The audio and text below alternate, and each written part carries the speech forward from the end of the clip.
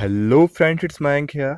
आज की वीडियो में हम डिस्कस करेंगे क्वेश्चंस ऑफ अ केमिस्ट्री जो कि previous years Madhya Pradesh pre veterinary and fisheries test 2019 में पूछे गए हैं, जिससे आपको आइडिया लग जाएगा कि आपको किस लेवल का और कितने डेप्थ में पढ़ना है। तो बिना किसी देरी के स्टार्ट करते हैं आज का वीडियो।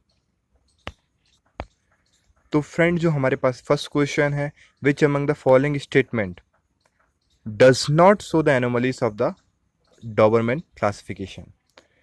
अब इसमें से कौन सा नहीं शो करेगा, एनोमली को शो नहीं करेगा, तो आपका आ जाएगा सेकेंड वाला statement, they are applicable for a very low mass और a very high mass. Okay, बाकी इसके बाद हम बात करेंगे the series of a line which is present in the visible region of the hydrogen spectrum. ये हमारे पास क्वेश्चन है। तो आपको पता है कि जो प्रेजेंट होती है विजिबल रीजन में हाइड्रोजन स्पेक्ट्रम के, वो आती है बाल्मर। तो फ्रेंड्स, ये फैक्ट बेस्ड क्वेश्चन थे। यदि आपको फैक्ट्स पता है तो आप इसे कर सकते हैं। अब आता है, if the pressure of the gas is quadrupled, मतलब क्वाड्रिपल मतलब चौगुना हो गया और टेम्परेचर डबल्ड हो गया है।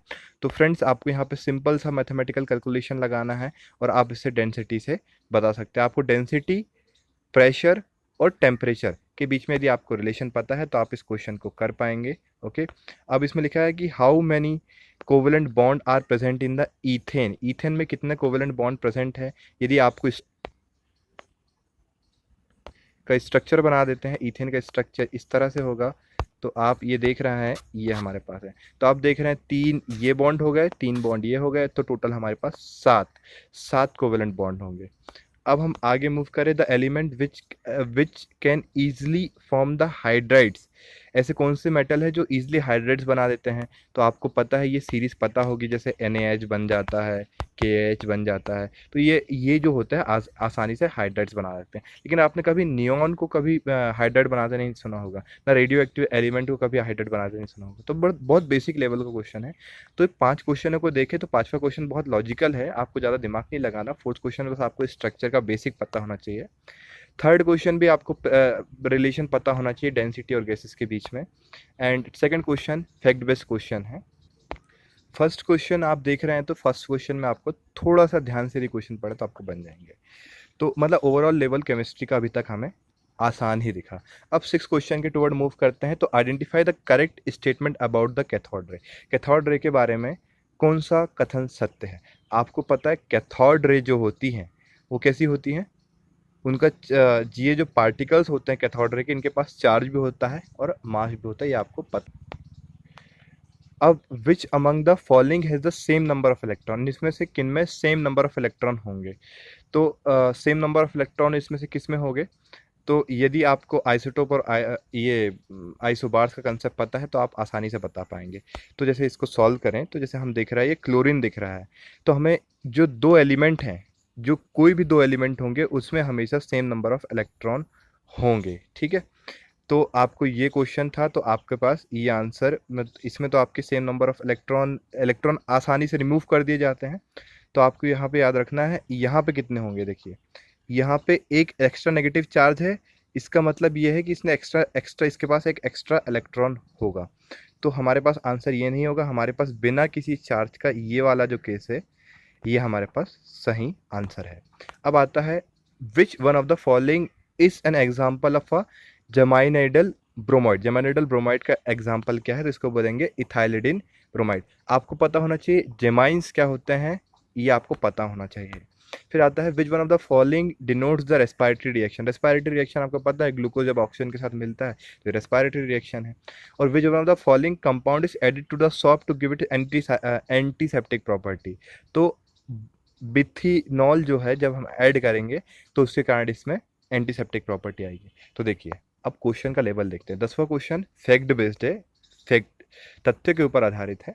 9वां क्वेश्चन बहुत लॉजिकल है, आसानी से आप आंख बंद करके कर सकते हैं। 8वां क्वेश्चन भी आपको ये जमाइनल आपको वर्ड पता होना चाहिए, तब आप कर पाएंगे। 7वां क्वेश्चन आसान है और 6वां क्वेश्चन भी आसान है। यह आपको अभी कुछ भी सॉल्यूशन जैसे सॉल्व करने जैसा कुछ भी नहीं आया।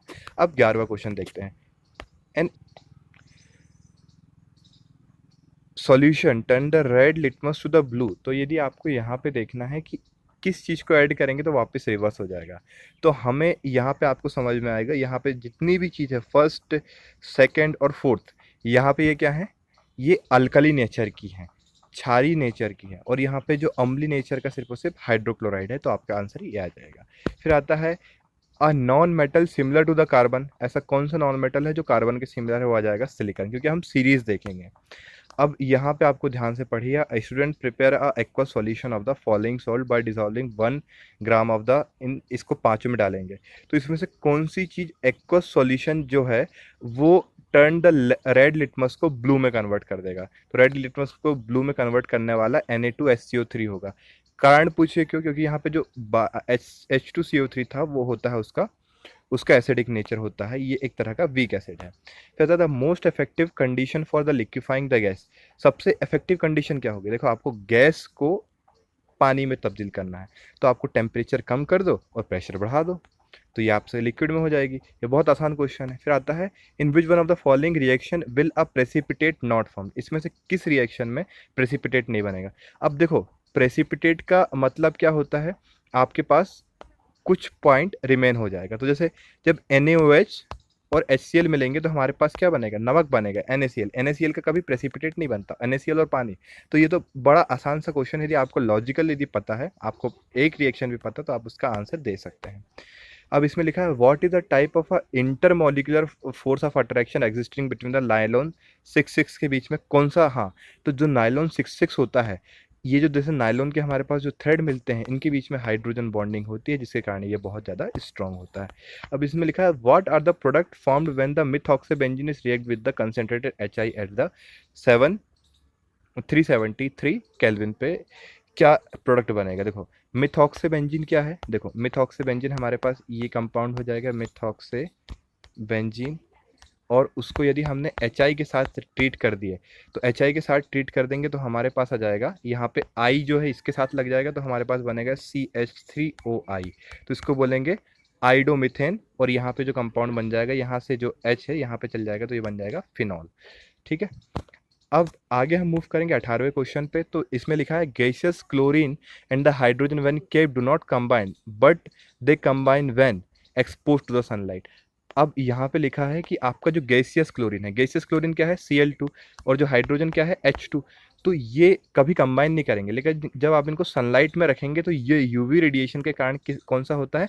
होमोलिटिक क्लीवेज होगा। होमोलिटिक क्लीवेज होने के कारण यहाँ पे आपका ये Cl फ्री रेडिकल बनेगा और Cl फ्री रेडिकल बनेगा, H फ्री रेडिकल बनेगा और H फ्री रेडिकल मिलेगा। तो H फ्री रेडिकल और Cl फ्री रेडिकल दोनों मिलके HCl बनाएंगे और H फ्री रेडिकल। तो इसलिए हमारे पास यहाँ पे आपको एक्सपोज टू द सनलाइट, क्योंकि यूवी रेडिएशन की प्रेजेंस में ही होमोलिटिक क्लीवेज होता है। अब लिखा है a mixture of the potassium chloride and ammonium chloride can be separated by.